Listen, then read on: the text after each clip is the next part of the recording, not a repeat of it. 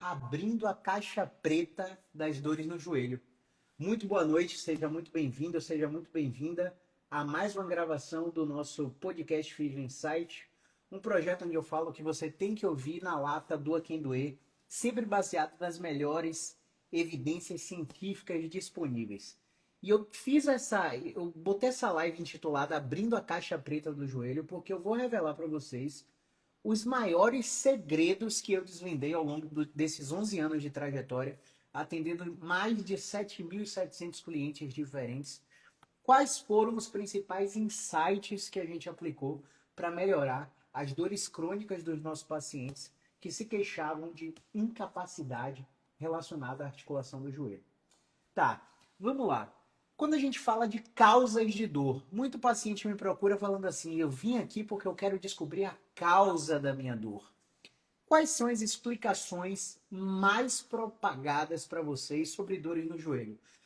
A primeira explicação mais comum aqui é condromalácia patelar, condropatia patelar, desgaste na cartilagem atrás da patela, cartilagem retropatelar.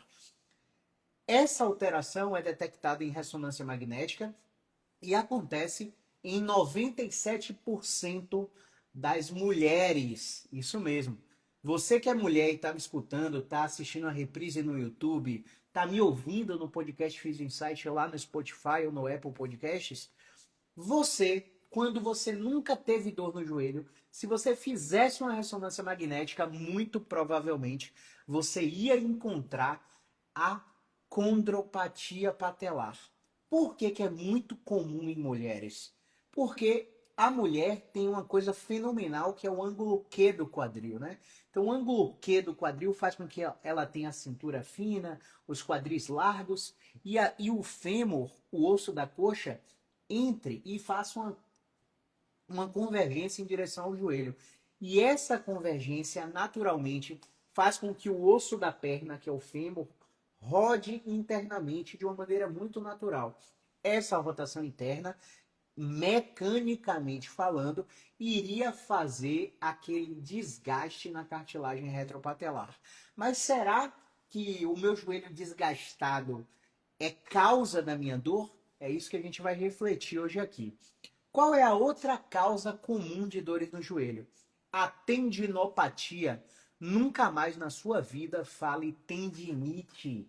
Por quê? Quando a gente analisa tendões de pacientes que têm dor, uma análise microscópica, a gente não encontra, do ponto de vista microbiológico e imunohistoquímico, células inflamatórias. Ou seja, o que chamavam de tendinite, na verdade não é uma tendinite, é uma alteração degenerativa do tendão. E por que muda tudo apenas falando a terminologia correta? Porque quando a gente fala para o paciente que ele tem uma tendinite, o sufixo it induz o paciente a pensar que ele tem uma inflamação. Se ele tem uma inflamação, ele acredita que deve estar em repouso, ele acredita que não deve forçar aquele joelho e por isso ele vai entrar no ciclo de inatividade, desuso, descondicionamento, atrofia muscular e essa atrofia muscular vai propagar o quadro de dor crônica. Então, não fala tendinite, pelo amor de Deus, é tendinopatia e tudo muda só por você chamar a doença do seu termo correto. Não gera crenças equivocadas nos pacientes. Qual a terceira maior causa de dor no joelho? Lesões no menisco. Você já ouviu falar sobre o menisco? Os meniscos são estruturas fibrocartilaginosas que estão entre o osso da coxa e o osso da perna para fazer amortecimento, absorção de choques. Mas quais choques? Quais impactos? O impacto do dia a dia. A gravidade, nesse momento, está incidindo sobre mim e empurrando o meu tronco em direção ao chão. Quando eu levanto, quando eu ando, quando eu subo escada, desço escada, quando eu corro, pedalo, faço qualquer atividade física, há uma incidência de choques no nosso joelho. E quem faz essa absorção são os meniscos. As lesões de menisco são encontradas na maioria esmagadora das ressonâncias magnéticas de homens e mulheres. Eu vou citar aqui um estudo, já vou antecipar o dado da pesquisa, que é um estudo do Adam Pulvenor, publicado no BMJ, no British Medical Journal, o Adam Pulvernow analisou mais de 5.000 joelhos de pessoas que nunca tiveram dor. E na faixa etária próxima aos 40 anos, de 40 para cima, quase metade dos pacientes apresentam lesões no joelho, lesões osteocondrais, meniscais. Ou seja, pessoas sem dor também encontram essas alterações de lesão de menisco. Lesões de ligamento. Pessoal, o que é um ligamento? Ligamento liga uma coisa a outra, não é mesmo? Então, geralmente liga um osso a outra superfície óssea. E o ligamento faz uma coisa primordial. O que é essa coisa? É a estabilização estática. Isto é, imagine que você está em pé numa fila de banco. Por você estar em pé numa fila de banco, você começa a ter fadiga. E essa fadiga vai fazer com que seus ossos cisalhem, gerem deslizamentos intraarticulares. E quem contém esses cisalhamentos são os ligamentos, fazendo a estabilização estática. Muito comum encontrar lesões de ligamento, por exemplo, em praticantes de corrida ou praticantes de futebol, principalmente nos treinos de tiro ou nos treinos de mudança de direção, porque exige muito da estabilização dinâmica muscular e da estabilização estática ligamentar. Então é muito comum você ter uma rotura parcial de ligamento e até roturas totais. A quinta causa seria artrose. Artrose já falando de uma população mais adulta, na sua faixa entre 35 e 60 anos. Nessa faixa etária, a prevalência de artrose sobe drasticamente nos achados de ressonância magnética.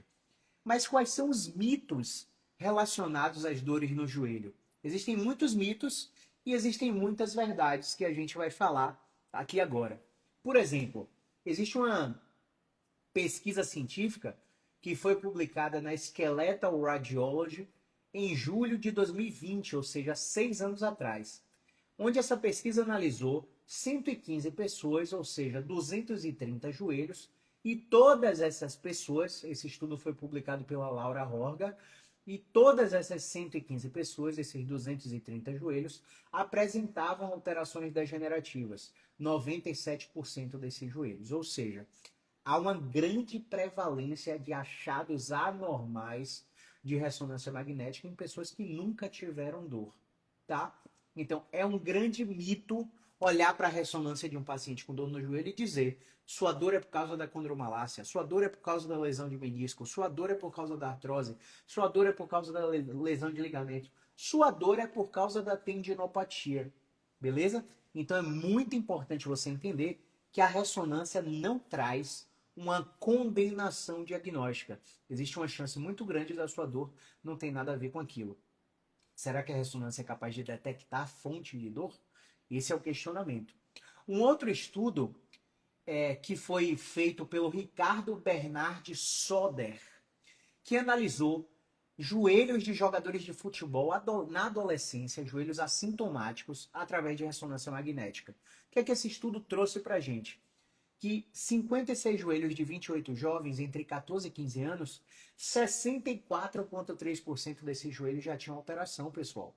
Ou seja, até a população adolescente, quando faz uma ressonância magnética, pessoas que não têm dor já encontram alterações de menisco, alterações degenerativas de cartilagem, alterações de tendão e por aí vai.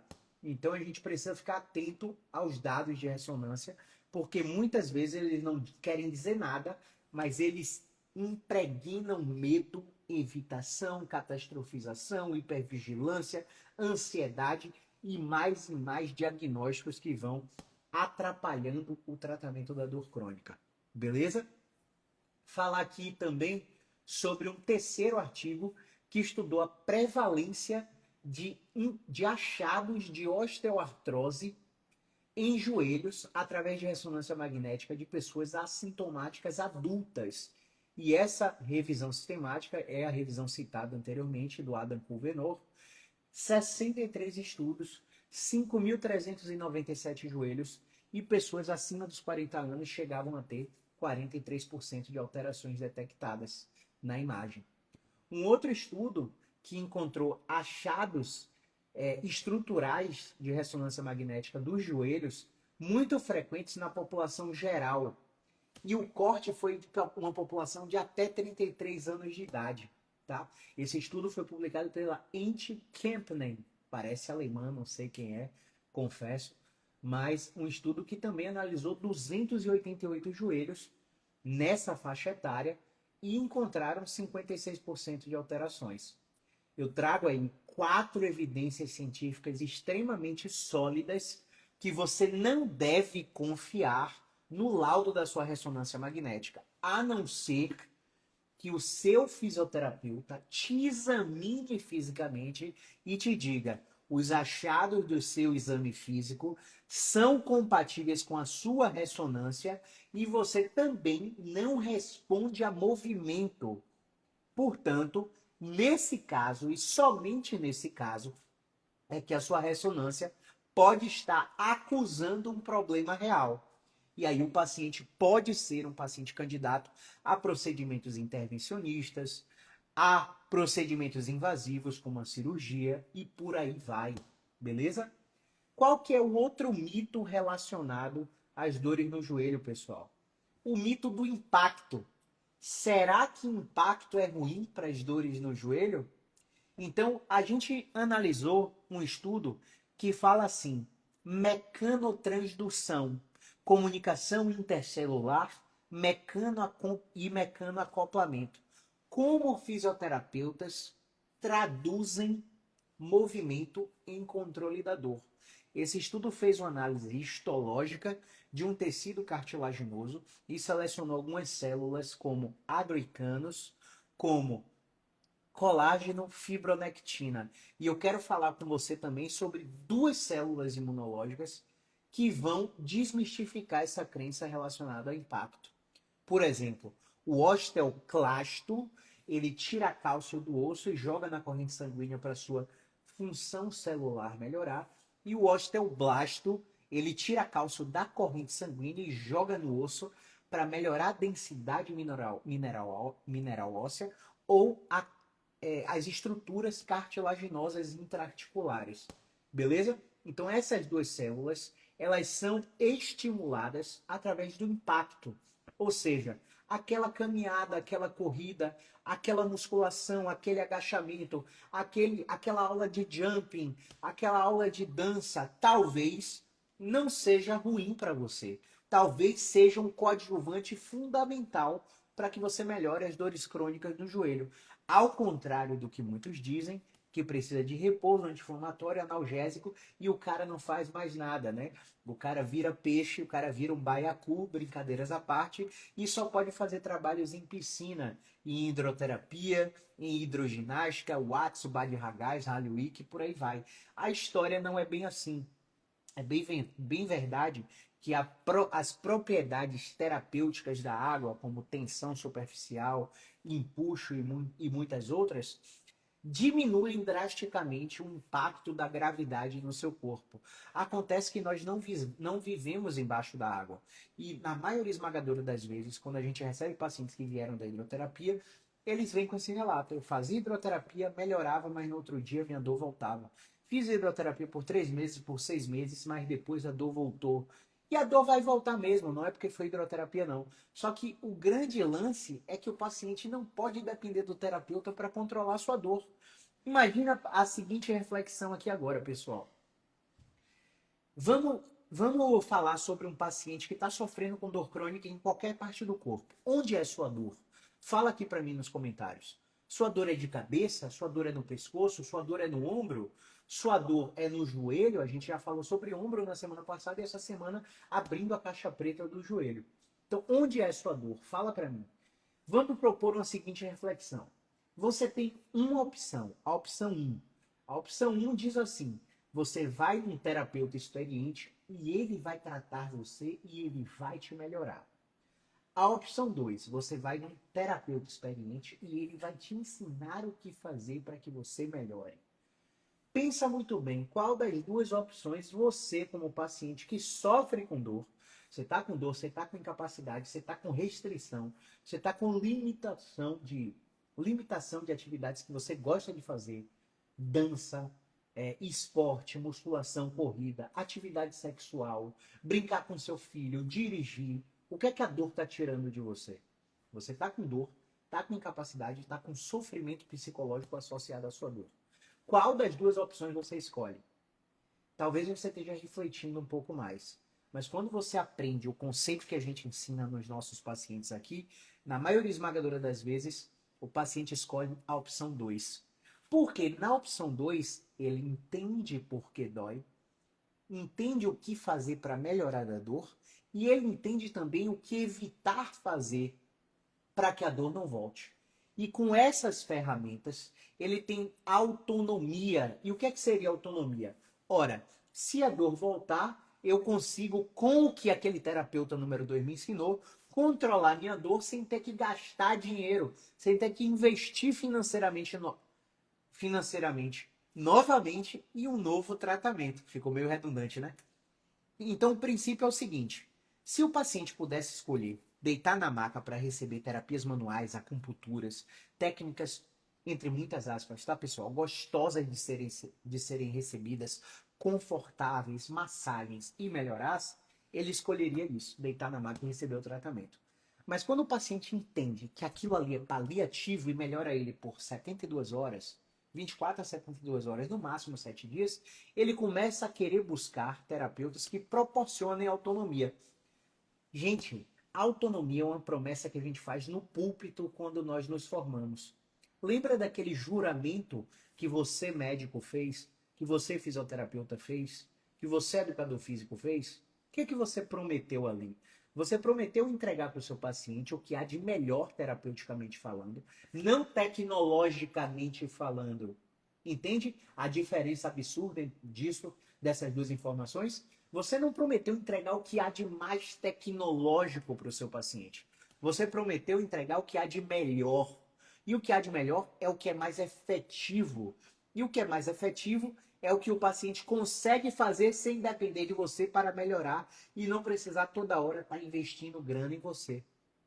Faz sentido? E aí muito terapeuta, médico, físico, psicólogo, tem a crença de escassez. Não, esse paciente precisa ficar comigo 6 meses, 1 ano, 2 anos. Eu tenho que vender mais tratamentos para esse paciente.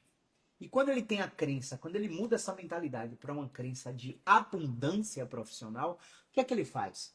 Eu vou tentar resolver o problema desse paciente o mais rápido possível, com o mínimo de intervenções passivas, ou seja, intervenções e técnicas que eu tenha que fazer no paciente e o paciente dependa de mim, e com o máximo de intervenções ativas possíveis, ou seja, intervenções e técnicas que eu ensino o paciente a fazer e que o paciente não dependa de mim para melhorar.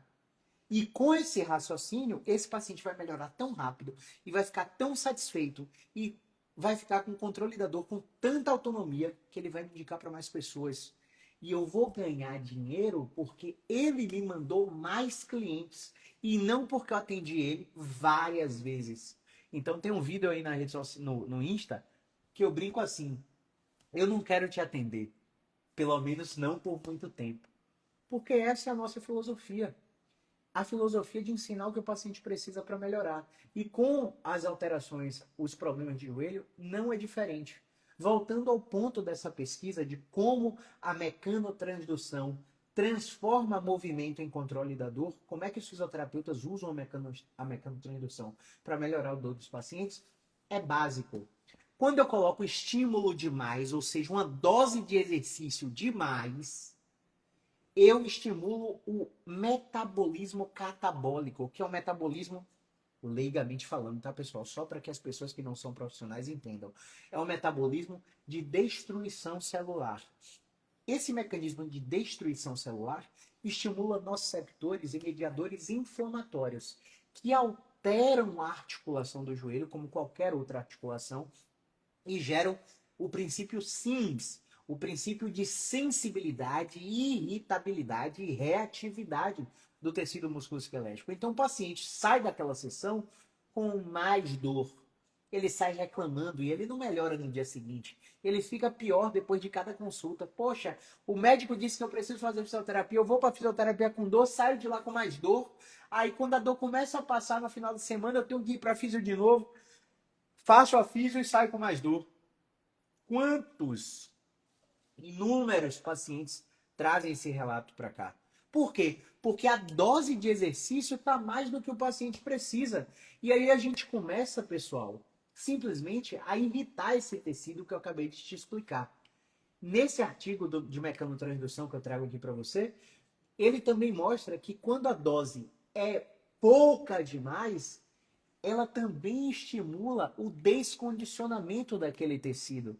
O tecido fica menos reativo, o tecido acumula mais rigidez, o tecido começa a perder mobilidade e condicionamento para atividades de vida diária. Atividades como simplesmente levantar da cadeira. Sabe aquele paciente que vai levantar da cadeira, aí fica assim, um tempão assim? Não é coluna não, pessoal, é joelho que está doendo. Porque quando ele joga a carga da coluna para ficar ereto, a carga é dissipada toda no joelho, o paciente sente dor. Então o paciente tem que ficar assim por muito tempo andando para depois começar a levantar. Quantas histórias vocês já ouviram de pacientes que têm essa dificuldade para iniciar movimentos? Acorda duro, rígido. Os primeiros movimentos do dia são terríveis. Aí aquece, escova o dente, toma um café, sai para o trabalho, começa a melhorar, fica com um pouquinho de dor só ao longo do dia, de noite está de boa e acorda ruim de novo. Isso acontece demais e é devido a essa questão do colágeno, da fibronectina, dos osteoblastos, dos agricanos, que são as principais células que fazem o revestimento cartilaginoso, o revestimento intraarticular. E aí a bala de prata, onde que está o segredo da melhora das dores no joelho? Na dose, pessoal. Movimento, ele é dose dependente. Movimento demais é ruim, porque estimula catabolismo. Movimento de menos é ruim, porque não chega em dose terapêutica. E o paciente fica cada vez mais rígido. E o movimento ideal é um movimento de intensidade moderada, que faça o paciente ficar ofegante, porém que não piore ele depois. E, gente, não é tentativa e erro.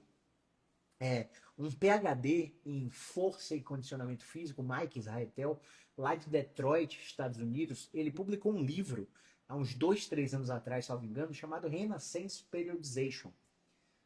Nesse livro, o Mike, ele guia e norteia fisiologistas do exercício, prescritores de exercício no mundo inteiro a entender de volume mínimo efetivo, leia-se por quantidade de movimento mínima o suficiente para gerar adaptação neuromuscular, volume máximo recuperável, leia-se quantidade máxima de exercício para gerar adaptação neuromuscular e não gerar catabolismo e não gerar destruição celular. Então, volume mínimo efetivo versus volume máximo recuperável.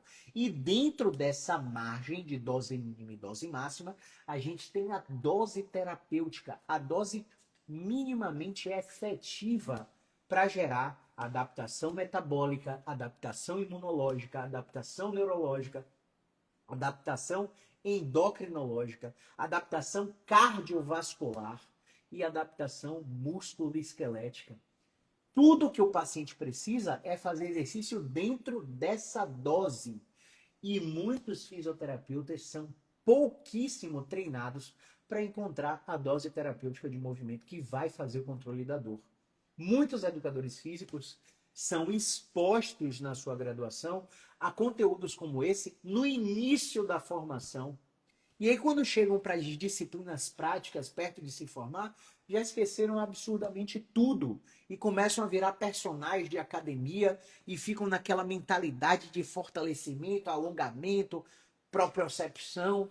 Gente, isso pode até funcionar para pacientes que têm uma dor aguda, que têm uma dor com a causa detectável, que sofreu uma trauma, que é do acidente, e está fazendo reabilitação ortopédica e traumatológica.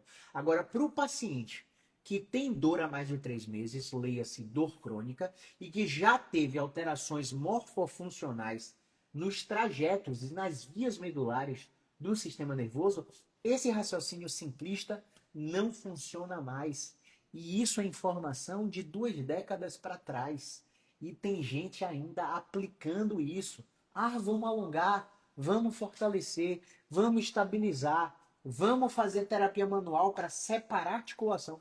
Olha o pensamento da criatura. Eu vou deitar um paciente na maca e vou carregar o joelho dele para separar a articulação, e essa separação vai lubrificar a articulação e melhorar o líquido sinovial.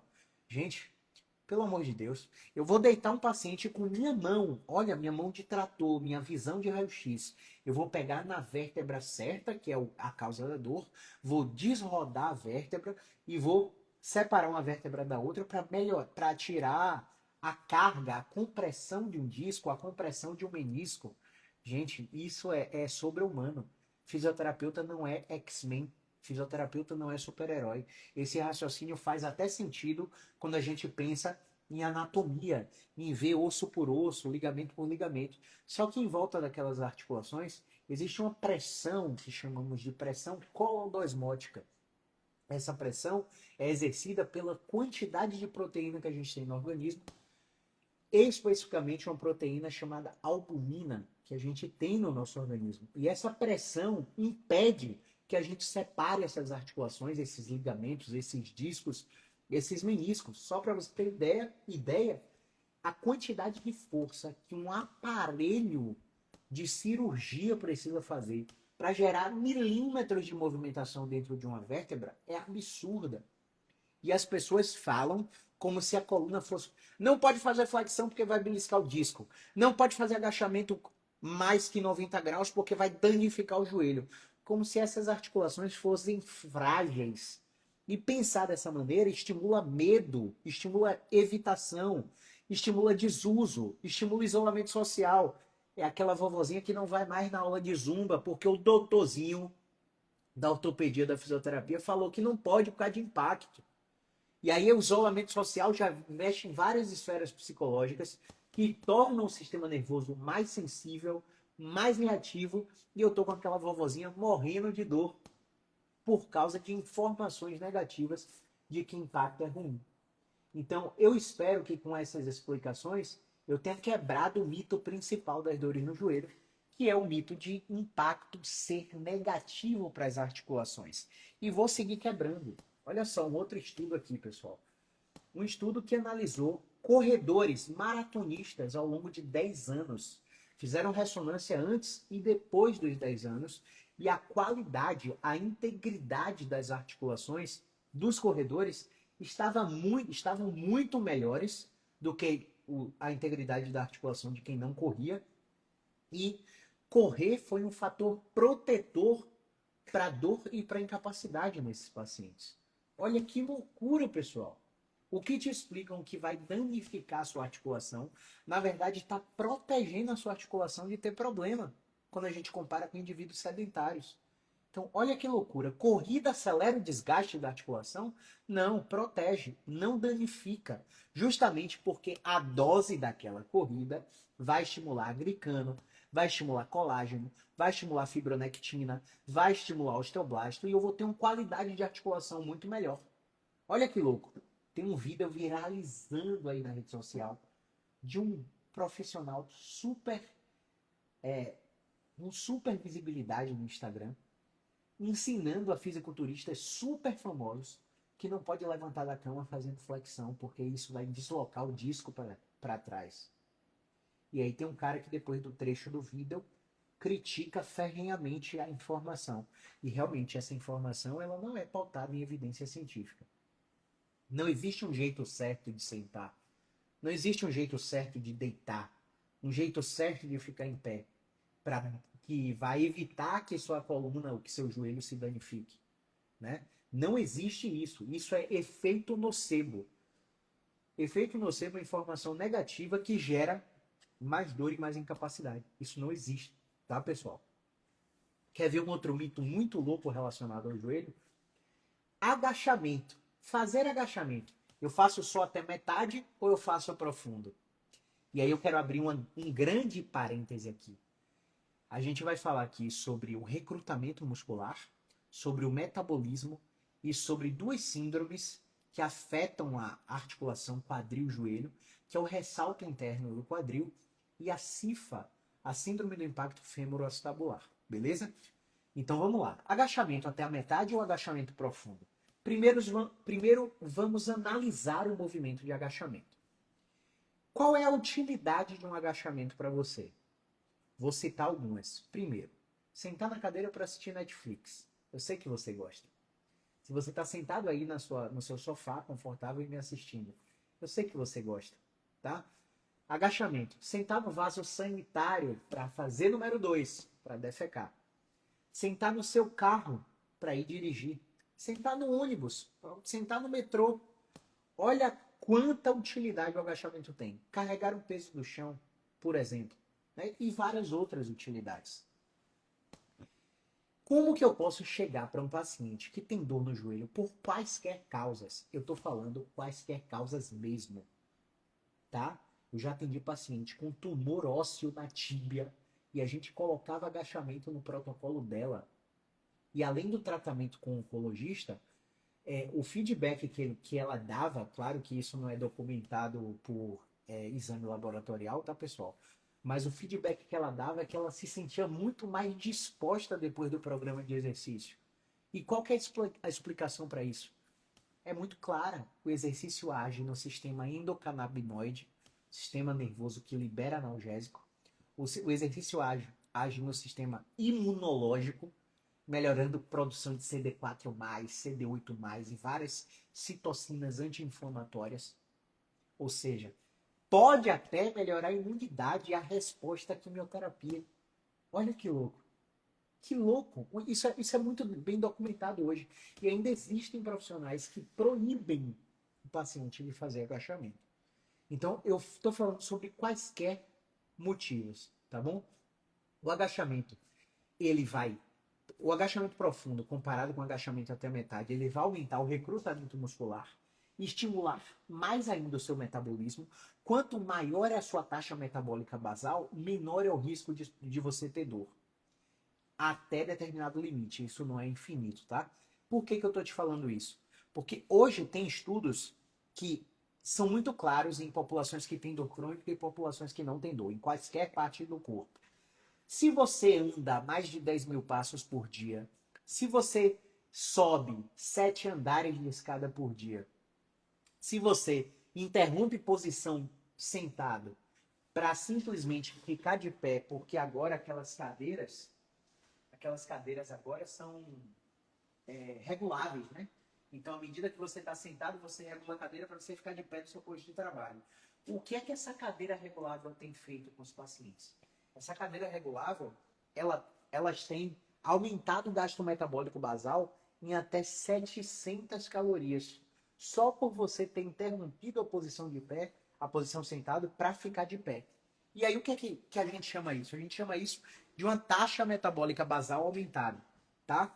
O microfone está fora do lugar, né? E vocês estão ouvindo aí.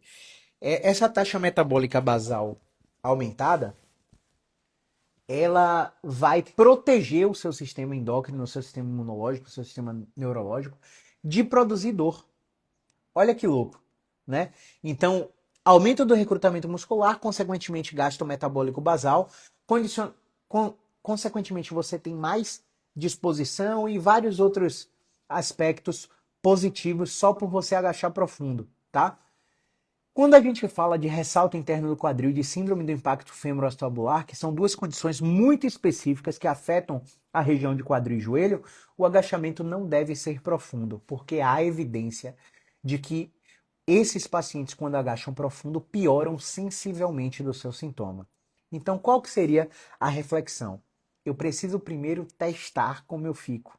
Eu preciso primeiro ser avaliado por um fisioterapeuta musculoesquelético, para que ele prescreva quais movimentos são adequados para a minha condição. Se a sua condição é no ombro, quais são os para o ombro? Se a sua condição é para o pescoço, é para a lombar, é para o joelho, é para o quadril, é para o tornozelo, é para a TM, é para a dor de cabeça. Cada região vai ter um grupo de exercícios específicos para controlar a dor e vai ter um grupo de exercícios gerais e comuns a todas as regiões que podem ajudar esse paciente a controlar a dor. Só que, por exemplo, o meu protocolo aqui, vamos falar para joelho aqui, né? Geralmente o paciente termina um tratamento de dor no joelho com um protocolo de 6 movimentos. Muitos pacientes com dores no joelho terminam o tratamento com 6 movimentos. Esses 6 movimentos são ensinados aí em 12, 16 semanas aproximadamente. Esses 6 movimentos nem sempre são iguais para todo mundo. Mas quando são iguais, a ordem é completamente diferente. Porque nem eu sei qual é a ordem que o paciente vai aceitar. Eu posso pegar, vamos dar um exemplo aqui de quem está na live. Vou pegar o Daniel Castro aí e vou prescrever um agachamento. Para o Daniel, o agachamento ele pode ser extremamente nocivo. Ele produz a dor durante a execução, piora o cara depois e o cara continua pior 72 horas depois da consulta. E como resultado dessa piora, ele só fez de diferente na rotina dele o agachamento que eu prescrevi. Nada mudou na rotina dele, eu só coloquei o agachamento na rotina. Já para Lorena, grande Lorena, eu prescrevi o agachamento e o agachamento foi super bem para ela. Só que quando eu evoluí na segunda semana o agachamento para fazer, por exemplo, tô dando exemplo, tá? Para fazer a fundo, ela não respondeu bem. Mas quando o Daniel voltou dando a informação negativa sobre o agachamento e eu coloquei a fundo nele, ele respondeu super bem. Lorena respondeu mal, Daniel respondeu bem. Aí na terceira semana, tô acompanhando eles dois. O Daniel respondeu com extensão de quadril semi-ajoelhado e a Lorena respondeu com flexão lombar com o pé em cima da cadeira. Olha que louco. Então, os dois pacientes eles vão terminar o tratamento em 12, 16 semanas e vão terminar com os mesmos 6 exercícios. Só que a ordem que os corpos deles aceitaram esses exercícios foram completamente distintos. A gente não sabe qual é o movimento que você vai responder. A gente só descobre o movimento que você vai responder testando você. Beleza? Então você, primeiro pensamento, eu vou me dar o benefício da dúvida para saber se exercício vai piorar o meu joelho ou não. Porque se eu seguir no comportamento de evitação, acreditando no que o médico disse, acreditando no que a ressonância disse, e gente, aqui não é apologia para te dizer que o médico é mentiroso, tá? Pode até ser que na hora da avaliação que o médico fez, se eu tivesse ali, eu concordaria com tudo aquilo. Mas qual que é o público que eu atendo aqui? Quem é o perfil de paciente que chega aqui com dor no joelho? É um perfil que foi atendido pelo médico, que fez infiltração, que fez ácido hialurônico, que aplicou Civinski, que usou colágeno, que usou glucosamina e condroitina, sulfato, né? Usou metilsulfonilmetano, usou cartilagem de tubarão, usou, canela de velho, como dizia minha bisavó. Usou cânfora, salompas. Passou 3 meses e eles seguem fazendo esse protocolo e não estão melhores. Pelo contrário, eles agora têm dor crônica. Não é que seu médico mentiu, mas o momento que eu estou te atendendo é um momento completamente diferente do seu médico. O momento que eu estou te atendendo, as informações que eu estou coletando na avaliação são informações diferentes. O seu exame físico, ele está diferente hoje do que estava 2, 3 meses atrás, quando você foi avaliado pelo médico. Então, aquele retrato da consulta médica, aquele retrato da sua ressonância magnética, é um retrato de momento. Porque no nosso corpo, no nosso joelho, em todas as articulações, está acontecendo uma coisa chamada diferenciação celular. Então, vou dar um exemplo para você ficar completamente antenado. Pega 1.000 mulheres, e janeiro, 1.000 mulheres. Faz ultrassom transvaginal e ultrassom de abdômen total em todas elas. Ressonância de pelve, por aí. Você vai encontrar mais de 60% de alterações uterovarianas. 1.000 mulheres sem sintomas. Quando você fizer essa ressonância lá em dezembro, essas mesmas mulheres que apresentavam alterações uterovarianas, mais da metade não vão ter mais aquelas alterações. Por quê? Essa diferenciação celular está acontecendo em todas as células do nosso corpo. O tempo todo tem célula morrendo, tem célula nascendo, célula morrendo, célula nascendo. E tem uma hora que a transcrição do nosso RNA mensageiro, do nosso DNA, faz uma transcrição incorreta. E essa transcrição incorreta, ela pode acontecer. Tem várias teorias genéticas, tá? Tem teoria genética de reatividade a estresse, de excesso de cortisol, de privação de sono. Tem teoria genética de abandono e por aí vai. Quando a gente para analisar os conflitos de vida desencadeadores de estresse, os eventos de vida desencadeadores de estresse, e para fazer um roteiro com as queixas dos pacientes, tem várias teorias genéticas para explicar isso. Então, nessa transcrição do RNA mensageiro, modificando o DNA, você teve uma diferenciação que encontrou lá um abaulamento discal, uma alteração celular no platô tibial lá no seu joelho, beleza? Só que quando você repete a ressonância 6 meses, 1 ano, 2 meses, 2 anos depois, você vê que aquela alteração tá maior. Só que agora você não tem dor. Assim como você também encontra casos que a alteração da ressonância tá gigante no episódio de dor e tá pequenininha 6 meses depois. Só que 6 meses depois você tá com muito mais dor do que no primeiro episódio. Por que eu tô fazendo essa analogia com você? Estou fazendo essa analogia para você entender que o dado da sua ressonância magnética, ele não é diretamente proporcional ao que você sente. Ou seja, existem pessoas que têm a cartilagem da patela retropatelar, condromalácia no joelho, com a degeneração extremamente avançada, que tem ortopedista que julga até botar prótese de patela, fazer artroplastia total de joelho, de tão degenerada que está a articulação. E a mulher não está sentindo nada. Assim como eu encontro alterações de imagem super pequenininhas, como uma inflamação rofite, inflamação da gordura de rofa, uma inflamação pequenininha, e a pessoa está com a dor excruciante, totalmente incapacitante, não consegue nem sentar descarregando peso na perna. Então, o achado da ressonância magnética não é diretamente proporcional ao que o paciente sente. E isso é libertador, saber disso diminui medo, diminui evitação, diminui pensamentos catastróficos, diminui ansiedade, diminui privação de sono, dá tranquilidade para você se expor aos movimentos que vão recondicionar o seu joelho para você voltar a melhorar. E a gente precisa entender que a particularidade do paciente que não pode agachar profundo só vai ser identificada no teste. Não dá para você passar a vida toda evitando, tá? E para finalizar, a gente vai falar sobre interdependência regional para as dores do joelho e tratamentos, de fato, tá? Então vamos lá. O que é interdependência regional? O exemplo que eu sempre dou é o seguinte, eu tô aqui sentado emborcado, né? Tô sentado curvado, eu tava assim mesmo para você. Eu vou tentar levantar o meu ombro aqui. Levantar o meu braço, ó. Eu não consigo. É o máximo aqui. Porque eu tô emborcado. Agora, se eu ficar elegante e ereto, o que é que vai acontecer? Vou tentar levantar meu braço novamente. Ó, eu consigo levantar o meu braço completamente, porque eu estou ereto. Isso é a explicação que eu dou para interdependência regional. Ou seja, para a minha articulação do ombro mover livre, com todos os graus de liberdade, com mínimo de dor, com mínimo de rigidez, a minha coluna torácica, a minha escápula, o meu pescoço, a minha ATM, a minha lombar, o meu cotovelo, eles precisam estar livres, completos e sem dor. Não existe, por exemplo, você dobrar o cotovelo aí e você sentir dor porque tá dobrando o cotovelo, velho. Dobra o cotovelo aí, você que tá me assistindo. Dobra e estica. O que é que você sente? Você só tem que sentir o movimento. E qual é a sensação que o movimento deve te dar? No dobrar do cotovelo, eu preciso sentir o achatamento das massas musculares do meu antebraço com o meu bíceps.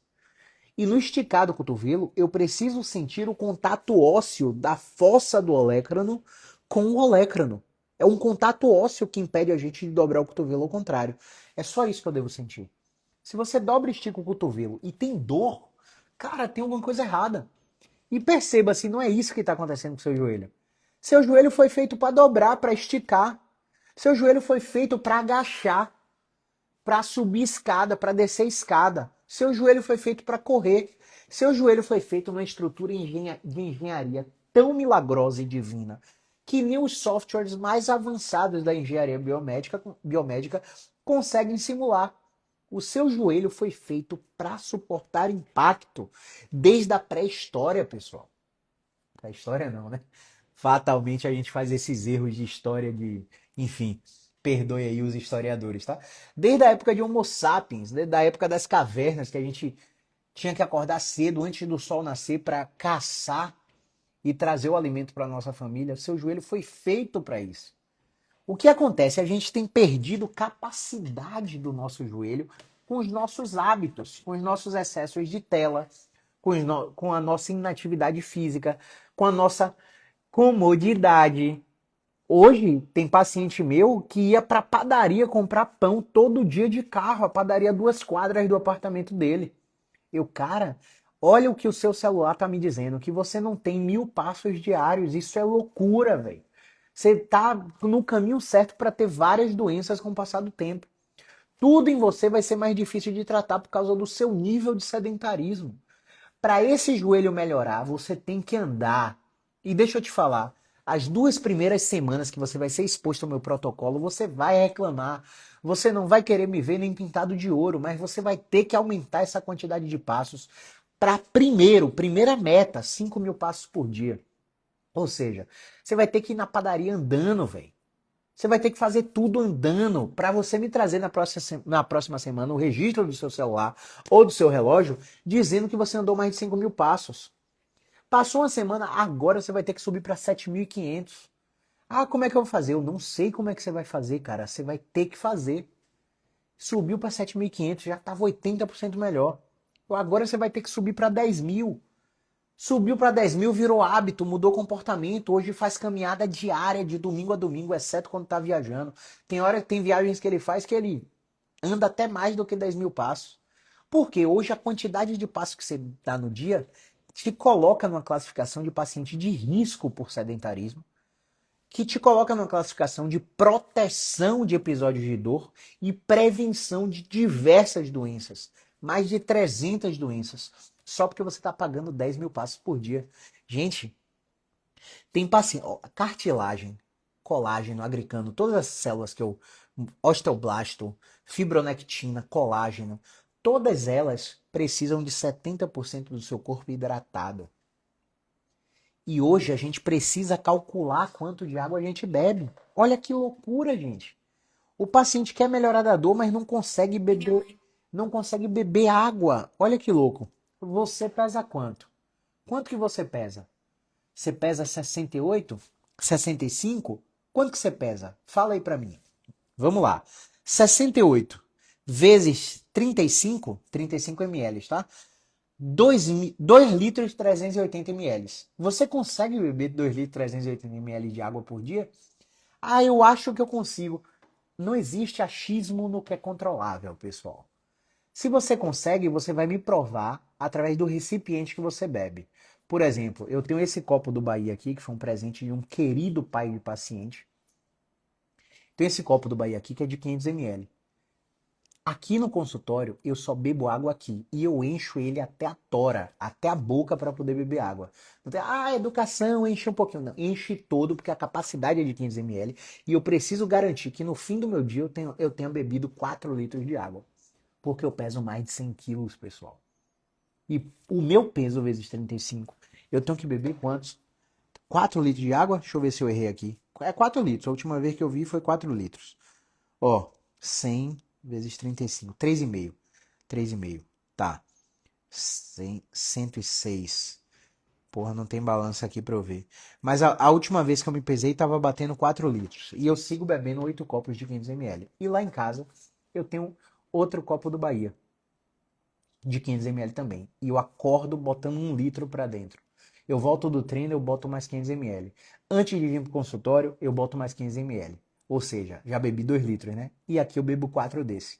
Tá faltando um que eu vou beber agora antes de ir embora. Então, por quê? Porque a água, ela faz o equilíbrio hidroeletrolítico. Ela ajusta o sistema, o sistema renina-angiotensina. um sistema de efeito pressórico em todas as nossas artérias. As nossas artérias estão irrigando os nossos nervos. Os nossos nervos estão comandando os nossos músculos. Os nossos músculos estão protegendo as nossas articulações. E aí, você quer que eu pare que horas? Porque se eu for falando aqui, eu só vou parar a semana que vem. Tá entendendo a interconexão? Então, cara, como é que você quer melhorar uma dor crônica? Tá sofrendo com dor há 6 meses. Tá com dor há 3 meses. Há 3 meses. Você tem dor há 10 anos. Hoje eu atendi um paciente com dor há 10 anos. Vários tratamentos ineficazes. Vários tratamentos que foram vendidos só para tirar dinheiro do paciente. O cara quer melhorar uma dor de 10 anos e o cara não é capaz de bater a cota de hidratação por dia. Por quê? Seu sistema nervoso central, ele não pode se preocupar com outras coisas que não sejam controle da dor. Aí você tá dislipidêmico, comendo açúcar pra cacete, tomando refrigerante de cola. Ah, refrigerante é zero. Tem corante caramelo 4, que vai alterar completamente sua microbiota intestinal. E vai fazer com que sua microbiota não proteja seu organismo de lixos tóxicos que precisavam ser excretados via intestino, porque o corante caramelo 4 e várias outras substâncias, principalmente açúcar refinado, vai fazer com que você altere a permeabilidade da membrana. E aí acontece um processo que pouca gente fala. Anota isso aí para pesquisar. Anota para jogar no Google. Glicação não enzimática. Você vai anotar aí agora. Glicação não enzimática. Deixa eu até abrir aqui o artigo para falar um pouco melhor com vocês. Bota aí no Google. Glicação não enzimática. Choosing wisely, cadê você? Vou abrir a tela aqui. Será que está na outra? Vamos ver aqui. Acho que está na outra. Não. Tá, eu abri na tela aqui. Aqui, pronto, beleza. Que eu tô com outras telas aqui. Glicação não enzimática. Olha que louco. Reação espontânea cumulativa entre açúcares, como a glicose, proteínas e lipídios, sem ajuda de enzimas, formando produtos finais de glicação avançada, chamadas AGEs. Leia-se como radicais livres. Os AGEs danificam as proteínas, colágeno e elastina, causam estresse oxidativo e inflamação e estão fortemente ligados ao envelhecimento, diabetes, complicações vasculares, doenças neurodegenerativas. E a live era para falar de joelho. Era para falar de joelho. E olha a interconexão, a volta que eu estou dando para te explicar a importância desse processo. Doenças neurodegenerativas, problemas de pele, flacidez, rugas, e se previne com dieta de baixo açúcar, antioxidantes e alimentos grelhados, menos alimentos grelhados fritos, exercícios e controle do estresse. Olha que louco, olha que loucura que eu estou falando para vocês aqui. O açúcar que você come gera um processo de glicação não enzimática que altera a eficiência de tendão, de cartilagem, de músculo, de articulação, de ligamento. Olha que louco. Então o cara come desenfreadamente, come merda, não come comida de verdade, não bate a cota de água, é estressado, tem privação de sono. Você não tem insônia, você tem privação de sono, e isso é completamente diferente. Por que você tem privação de sono? Porque antes de dormir, você está com excesso de tela, você está com luz na cara, você está vendo Netflix. Você não para e deita e convida você a revisitar o tédio. O tédio de ficar sozinho com seus próprios pensamentos. O fato de você não conseguir viver com o tédio dos seus pensamentos faz com que você se ocupe. Porque hoje a sociedade, pelo menos a rede social, premia quem está mais ocupado. Isso é sinal de mais-valia, de produtividade. Você não separa momentos para fazer respirações profundas. 2 vezes no dia, por 15 minutos, eu paro para fazer respiração profunda. Todos os dias, graças a Deus, eu paro por 15 minutos, ó. E vou ler. Não importa, isso aqui não é sobre fé, não é sobre religião, tá, pessoal? E vou ler a Bíblia Sagrada. Porque é um momento que eu tenho de paz comigo mesmo. E se eu não tiver esse momento de paz comigo mesmo, vou ler meu devocional. Se eu não tiver esse momento de paz comigo mesmo, eu vou estar convidando minhas reações impulsivas e intempestivas, minhas reações antes de pensar no que eu tenho que fazer. Isso vai aumentar a reatividade ao estresse e vai sujeitar o meu corpo a ter cada vez mais dor. Aí o cara, aqui, o que eu falei para vocês aqui, ó, achei aqui, ó, efeito da idade, né, na carga mecânica do metabolismo da cartilagem articular. Foi daqui que eu falei sobre a dose de exercício, tá? A dose de exercício reduzida, tá vendo aqui? Reduced loading, gerando MMP e ADAMS, ou seja, catabolismo. A dose de sobrecarga, ou seja, overloading, gerando também o que? Catabolismo. E a dose moderada, moderate loading, aqui em cima, tá vendo? Gerando anabolismo, estimulando lubricina e agricanos, que foi o que eu falei no início da live. Beleza? Então, o que eu falo para vocês aqui não é da minha cabeça, pessoal. O que eu falo para você aqui, eu não tirei do, sei lá, das vozes e pensamentos da minha cabeça.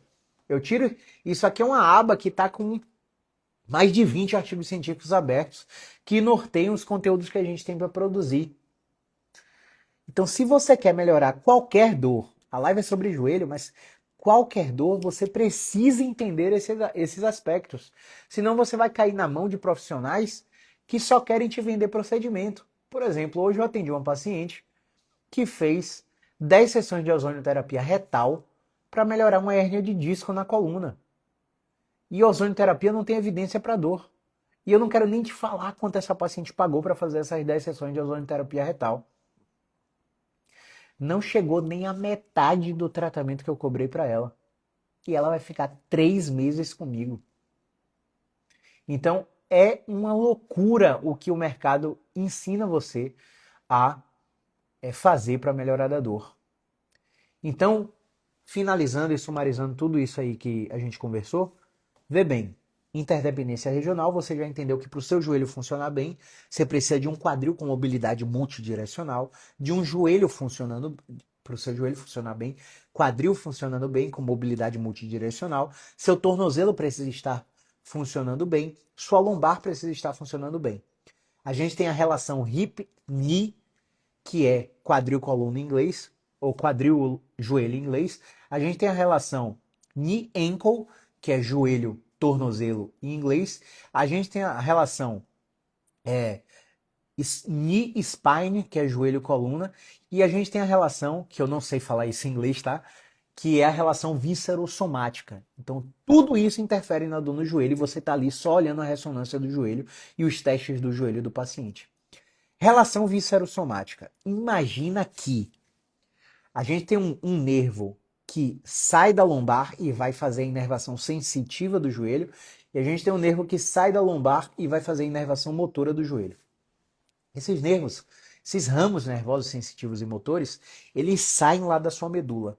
Lá na sua medula existe uma conexão com vários outros tecidos neurais que a gente chama de H medular. No H medular, o nervo que sai do joelho e vai para a medula se interconecta com outro nervo que vai para um órgão. E aí o que é que acontece? Muitas mulheres têm síndrome de ovário policístico e dor no joelho.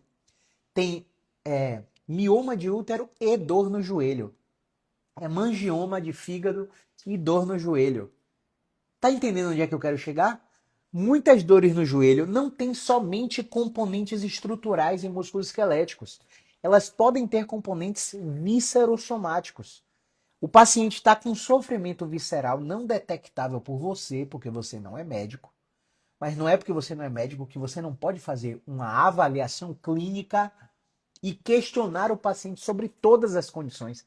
Na minha avaliação, eu pesquiso funcionamento, não marcador de exame laboratorial. Eu pesquiso, é totalmente diferente isso.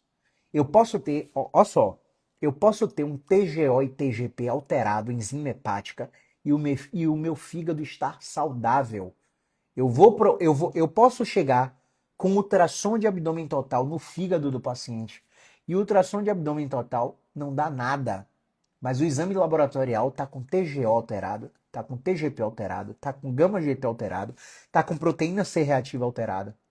E vários marcadores TSH ultrassensível e por aí vai, fazendo com que o paciente tenha uma lesão hepática que não foi detectada por um médico, porque o médico pediu exame de imagem para faturar, para ganhar dinheiro, não para investigar o paciente, só para faturar, e o paciente está lá achando que o fígado está de boa e as enzimas todas alteradas sem tratamento ambulatorial. E aí, por causa do sofrimento visceral, o sistema nervoso ele tem que trabalhar para equilibrar você, através de um processo chamado homeostase. Então, várias outras coisas estão alterando o seu organismo para compensar a sobrecarga hepática que você está tendo, que aparentemente a gente não sabe por quê, né? Motor de Opala, né? Motor de Opala, todo final de semana bebe, né? Sexta bebe, sábado bebe, domingo bebe, dia de semana toma vinho. Álcool é a miséria para paciente que tem dor. Inicialmente anestesia, você acha que é um aliado, usa cada vez mais e depois começa a potencializar a reatividade do sistema nervoso central. Então, álcool é a miséria para o paciente que tem dor. O motor de Opala não sabe por que a enzima hepática está alterada, acha que o fígado está de boa porque o ultrassom de abdômen total está de boa. Na mulher é a mesma coisa. A mulher pode ter marcadores laboratoriais alterados e o ultrassom de abdômen total está de boa, o ultrassom transvaginal está de boa, ressonância de pelve está de boa, mas o funcionamento daquele órgão não está bem. Então, é muito comum eu chegar para o paciente e falar: frequência de defecar, quantas vezes no dia? Ah, eu vou dia sim, dia não. Sempre foi assim? Não, nos últimos 3, 4 anos que está assim. Você lembra da última vez que você defecava todos os dias, pelo menos uma vez? Caramba, eu acho que só na adolescência. O que é que mudou de lá para cá? Ah, mudou muita coisa, né? E o paciente começa a ser evasivo. Que a gente está começando a chegar na ferida do paciente. Onde é que eu tô querendo levar você para onde? Os eventos de vida desencadeadores de estresse, como por exemplo, sobrecarga de responsabilidade porque o cara saiu da transição de ser sustentado pelos pais para começar a se autossustentar. Ou eles estão na transição de cobrança externa dos pais para autocobrança por um cargo, por um trabalho. Isso a gente. Ou transição de vida e carreira. O cara trabalha aqui em Salvador e tem que se mudar porque a Petrobras foi para o Rio de Janeiro, ele tem que se mudar para o Rio. Transição de vida e carreira. Tudo isso é evento de vida desencadeador de estresse. E estresse não é necessariamente ruim. O estresse é necessário para o organismo.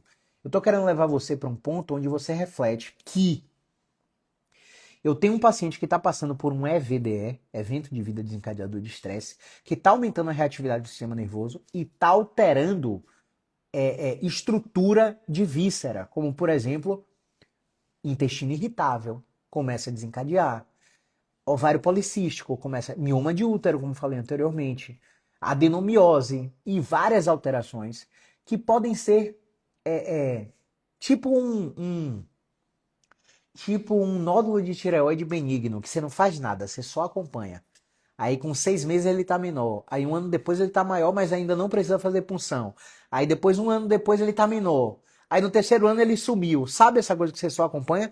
Ou seja, a alteração pode ser irrelevante para seu órgão. Só que está gerando uma sobrecarga no seu sistema nervoso que deveria estar preocupado com o controle da dor. E por aquela explicação que eu te dei do H medular, eu sei que eu fui longe, mas o conteúdo aqui é denso e profundo para que você entenda mesmo. Então eu preciso ir na China, se necessário, para te explicar que essa interconexão dos nervos sensoriais e motores que vão para o H medular podem estar conectados com outros órgãos. E o paciente está com dor no joelho e você está focando na estrutura do joelho. Quando, na verdade, você precisaria. E aí? Quando você está urinando, você está percebendo que está ficando com formiga na latrina? Tem formiga aparecendo no vaso sanitário? Nossa, tem. Caramba, eu preciso que você vá no endocrinologista. Você pode ir? Aí vai no endocrinologista, o cara tá pré-diabético, ou tá diabético, ou tá com todas as enzimas tireoidianas alteradas. Aí o médico vai lá e passa um remédio. Bom, uma droguinha muito básica, super barata. Você vai na farmácia, compra por R$ 8. Aí você começa a tomar todo dia. Acabou a dor no joelho.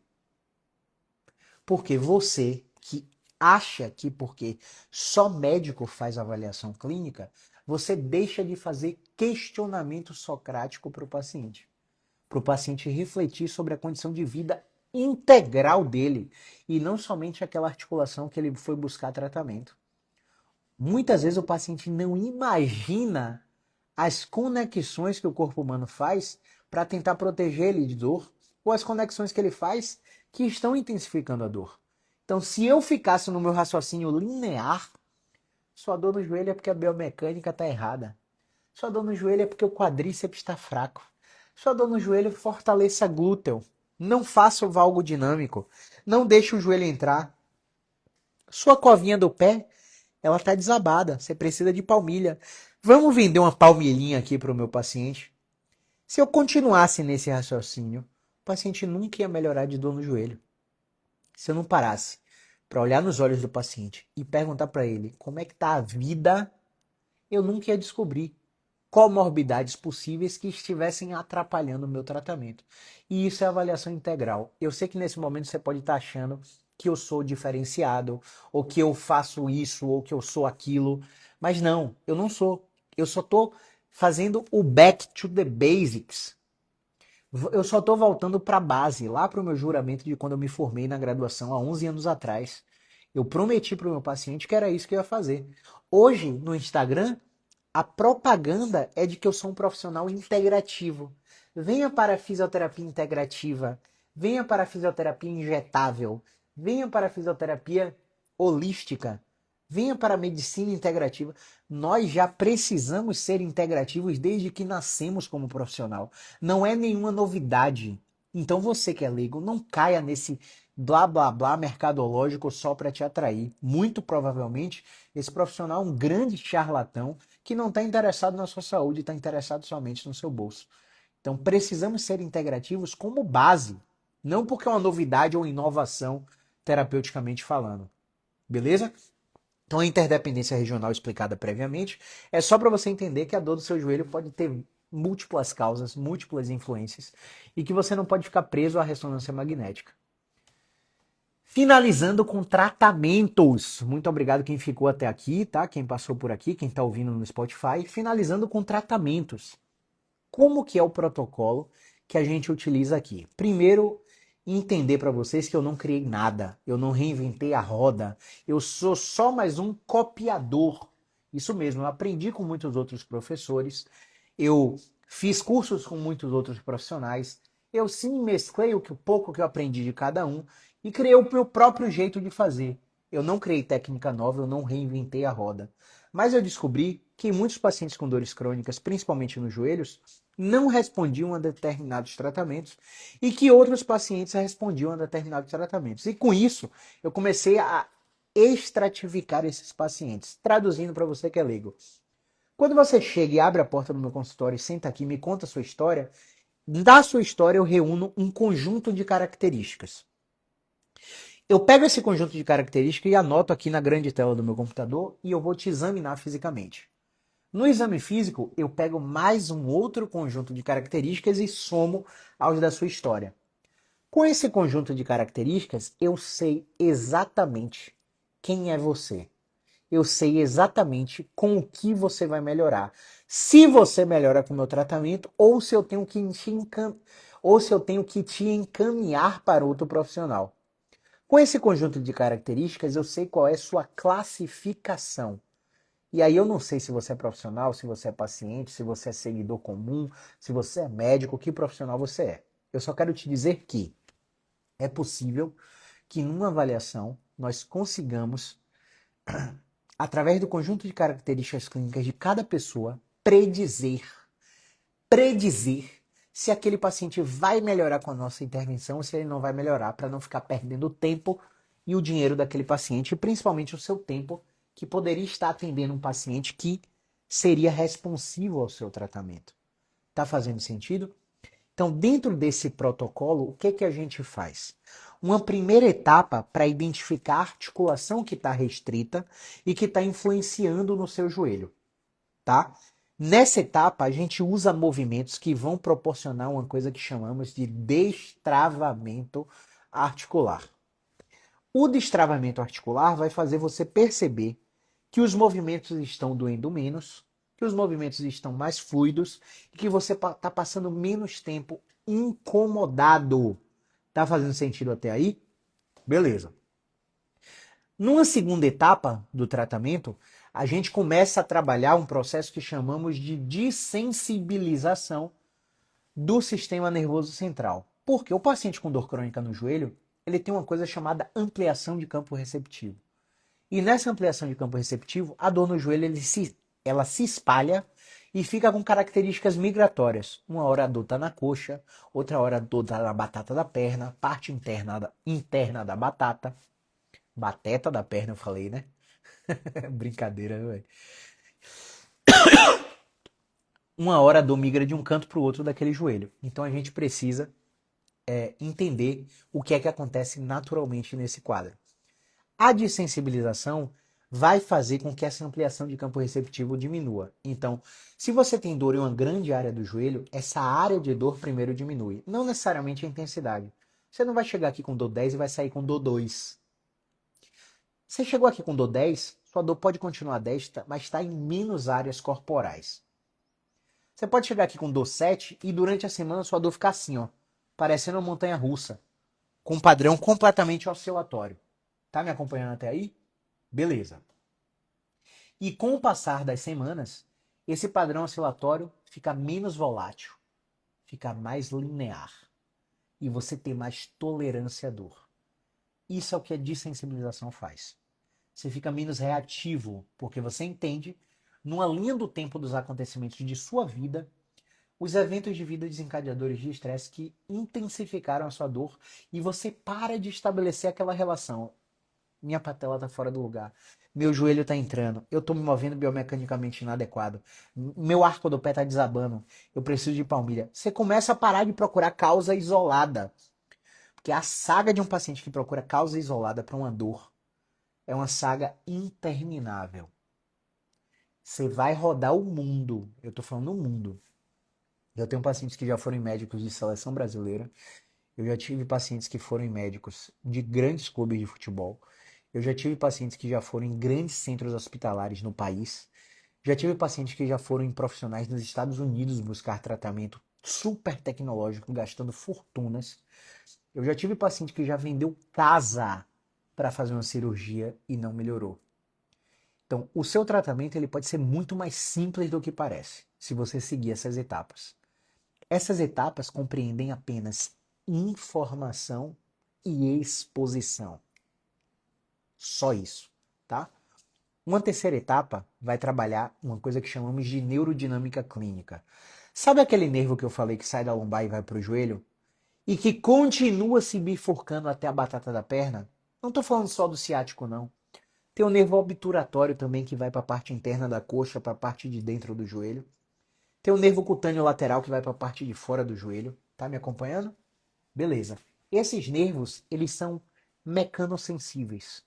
Existem movimentos que a gente consegue fazer para diminuir a sensibilidade desses nervos, para melhorar o deslizamento desses nervos entre as interfaces mecânicas, para melhorar o deslizamento desses nervos entre músculos e tendões.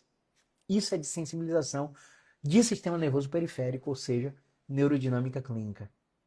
Uma quarta etapa, nós trabalharemos a exposição gradual, que muita gente fala que é para fazer, mas não te diz como fazer. E isso é completamente diferente. Se você sacudir uma árvore hoje, caem 300 médicos, 800 fisioterapeutas, todos falando exposição gradual. Quantos deles te mostram como se faz? Todos eles vão te ensinar a subir o degrau de vez. Só que existem 4, 5, 6, 7 movimentos para você fazer antes de subir um degrau de escada. Antes de um agachamento, tem umas 8 etapas de sentar levantar para você treinar isoladamente. Tá entendendo onde eu quero chegar?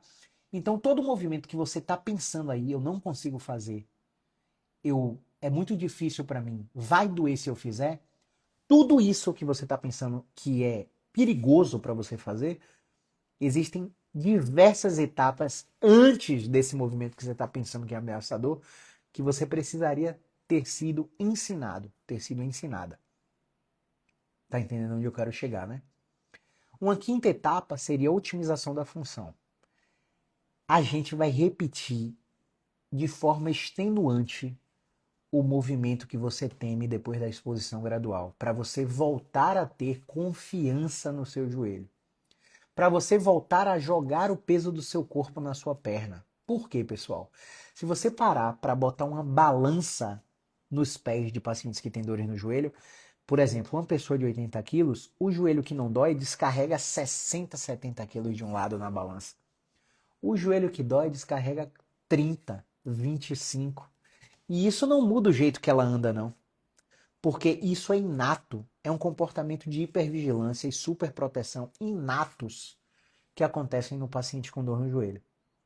Então, otimizando a função, você começa a conseguir voltar a jogar o peso do corpo no joelho. Voltar a jogar o peso do corpo na perna e melhorar sensivelmente. Beleza? E uma última etapa a gente chama de reatletização e condicionamento físico, que é uma coisa que muita gente pensa que é só para educador físico. E não é. Muita gente pensa que reatletizar e melhorar condicionamento físico é só para personal trainer. Só que nós, para liberarmos os pacientes para treinamento personalizado com educadores físicos que não têm, em sua maioria esmagadora, uma visão de tratamento da dor, existe um movimento que é terapêutico e existe um movimento que é para treinar você. Dose terapêutica e dose de sobrecarga, sacou? Então, essa dose terapêutica que eu expliquei antes, de volume mínimo efetivo e volume máximo recuperável, é a dose que a gente aplica. E dentro desse volume máximo recuperável, a gente tem variáveis de intensidade para controlar no seu exercício que vão garantir que você tenha alta com um nível de condicionamento físico e um nível de atividade física, que são coisas diferentes, muito maior do que quando você teve o episódio de dor. E é isso que previne cerca de 51% dos riscos de recidiva do seu problema. Só nessa etapa é que a gente consegue te dar alta com segurança. Aí você pode estar se perguntando aí, Caio, quanto tempo dura isso aí? Na minha mão, dura no mínimo 6 semanas. No mínimo, mas no mínimo, não existe como aplicar um protocolo desse em menos de 6 semanas. Ai, Caio, qual é a média? A média, o que a maioria esmagadora dos pacientes faz, é de 12 semanas. Mas eu não posso garantir isso a você, porque depende de múltiplas variáveis. A primeira variável é o seu comprometimento. Comprometimento não só em executar o que a gente pede para fazer, mas comprometimento em não omissão de informação. Por que eu estou lhe dizendo isso? Semana passada, antes da virada, a gente atendeu uma paciente que estava na 6ª ou 7ª semana de tratamento e ela estava estagnada. Ela melhorou nas 2, 3 primeiras semanas e depois estagnou, não evoluiu mais. Eu falei, rapaz, tem alguma coisa errada, eu vou esperar essa paciente falar. Vou questionar, mas ela não está falando, vou esperar essa paciente falar. E enquanto eu estava fazendo os exercícios aqui, a paciente estava fazendo RPG e Pilates em outro lugar e ela não me disse que estava fazendo RPG e Pilates. Caio, o que é que você tem contra RPG e Pilates? Eu não tenho nada contra RPG e Pilates. Nada. Inclusive, fui empresário do Pilates por muitos anos. E estou estudando uma forma, uma viabilidade de voltar a ter o Pilates aqui no consultório. Não tenho nada contra o Pilates e RPG. Sou formado em Pilates e RPG. Eu sou formado em RPG por um profissional que fez RPG com Suchard na Universidade de Saint-Mond, na França. Só para você ter ideia do quanto eu investi na minha formação. Eu sou formado em Pilates por uma das maiores instrutoras de Pilates daqui da minha cidade. Eu não tenho nada, repito, não tenho nada contra Pilates e RPG. Só que nesse caso, o repertório de movimentação do RPG, o repertório de movimentação do Pilates estava atrapalhando o meu tratamento. Porque era um paciente que tinha direção de preferência. O que é isso? Direção de preferência é uma característica que os pacientes com dor têm, de que o movimento em uma direção específica tende a diminuir, abolir ou centralizar o sintoma dele de forma inequívoca. O paciente chega a falar assim, meu Deus, uau, era esse o movimento que eu tinha que fazer? Só que o repertório do Pilates colocava essa paciente em tantas direções que negativava e revertia o que eu ganhava dela, o que eu ganhava terapeuticamente nela. Essa paciente também tinha um problema, uma característica clínica que eu te expliquei anteriormente, que era a disfunção de controle em extensão ativa. Isso é, quando essa paciente dobrava a coluna, ela não conseguia desempinar o bumbum. Não dá risada não, tá, pessoal?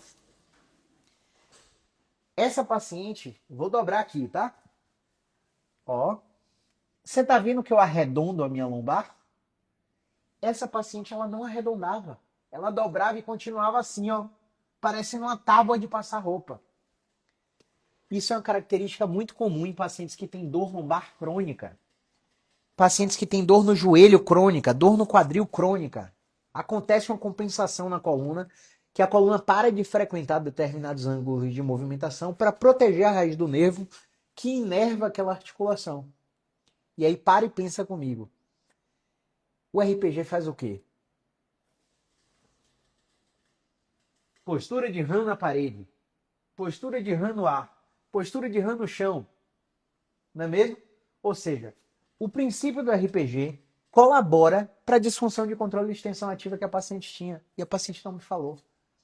Então a paciente estava estagnada porque ela tinha uma crença, não é culpa dela, pessoal.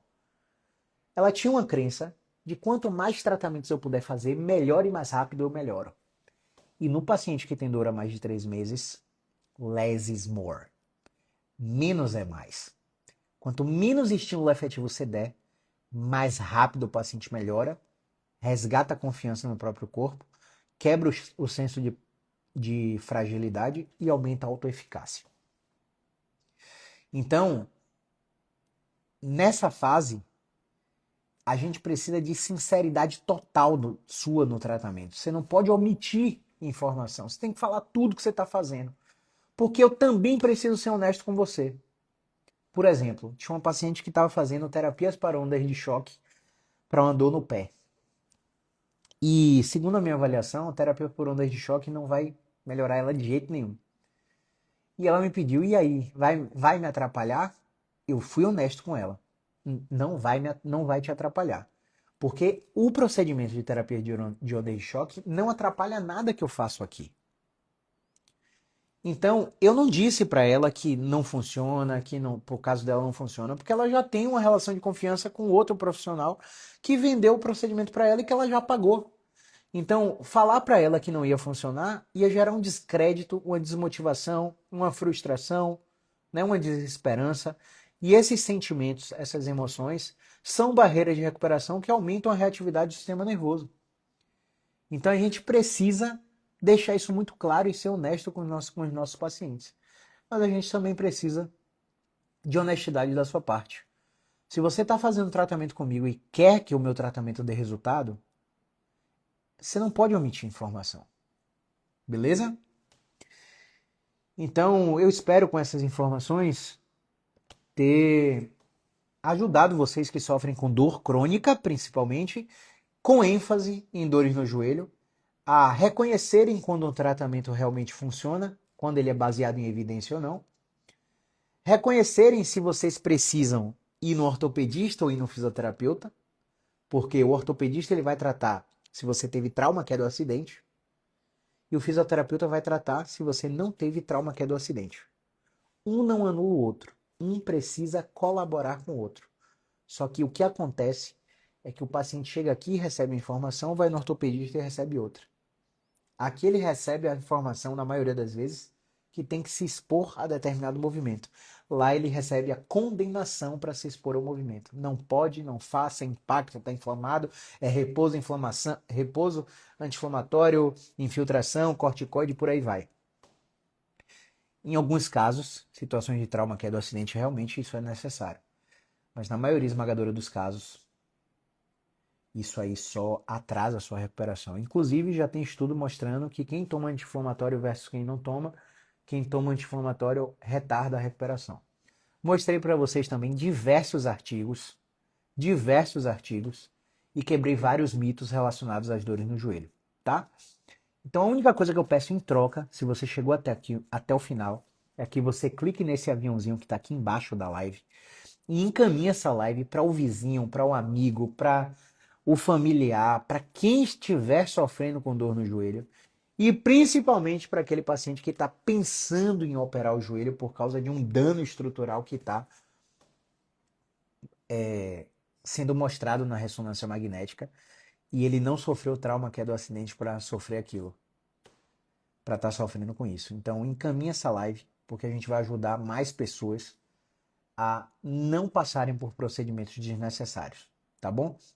E comenta aqui também, deixa um foguetinho, deixa um comentário, faz alguma coisa aqui nos comentários para eu saber que você continua gostando de conteúdos densos e profundos aqui nessa rede social. Afinal, você sabe que hoje o algoritmo me incentiva a fazer vídeos de apenas 3 minutos, onde eu não consigo aprofundar com a qualidade que eu aprofundei aqui.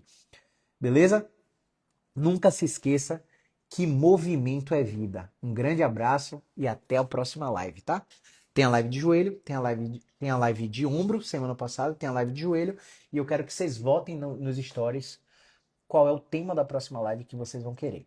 Grande abraço e até a próxima.